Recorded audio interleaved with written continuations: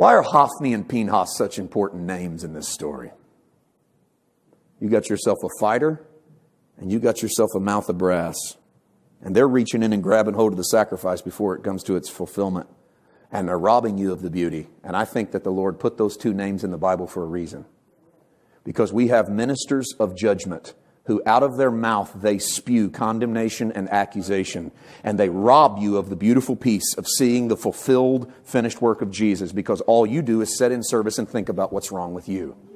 And they're doing a fantastic job of getting you to focus on your sin. And that mouth of brass continues to spew out condemnation, guilt. You've got to do this. You've got to finish the work.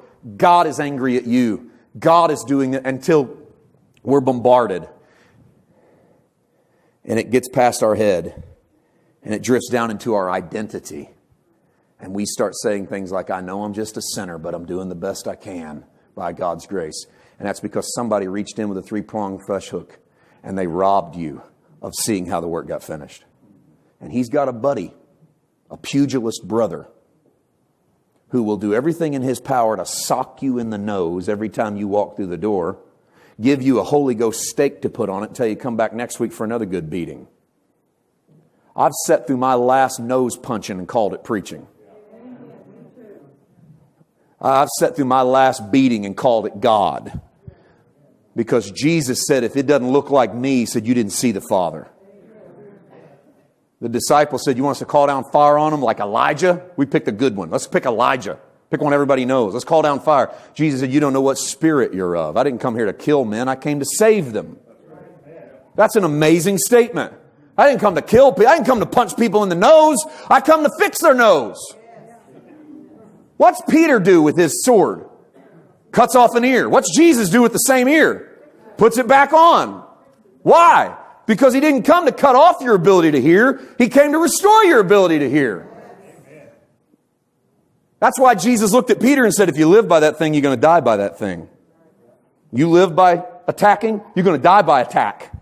It's the only thing you're going to know. They're going to come after you all the time. If every time you do, every word you speak, you're punching, you're going to get punched back. I don't say it like this very often, but God punches back right here. Because we're in the old covenant. And God said, you know what? I've had it, champ, for the last time.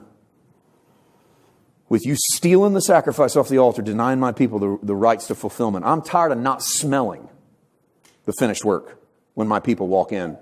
And I'm further tired, Hophni and Phinehas. I got to think God said Phinehas, kind of sarcastic. You would. I would have. Hophni and Phinehas. God says, I'll tell you Hophni and Phinehas, I'm tired of my people being judged by your mouth of judgment, and I'm tired of you punching them in the nose every time they come in. I got a real feeling Hophni and Phinehas, these names weren't just representative of their character. I got a feeling this represented who they were all over. I think these two cats were hard to deal with from the second you walked through the front gate to the second they stole the meat off the altar. I think they were bullies and intimidating. God help me.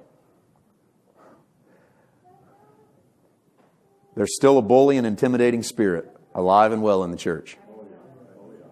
And it'll grab you by the cuff every week, sometime right around the offering. And it'll hold you up in front of God and it'll say, now look at him and tell him you're going to rob him this week of what belongs to him. Look at him. You look at God right now and tell him you're going to rob him of his 10%. And I'll tell you what God's going to do to you. And we got people writing checks out of fear and intimidation. We got people supporting a work that's not their vision, it's somebody else's vision. We got people signing away their lives, time that should be spent with their families so they can uphold somebody else's idea of what it means to go to heaven. The reality is we're being robbed off the altar, the very thing that saves our soul, seeing how Jesus finished the work on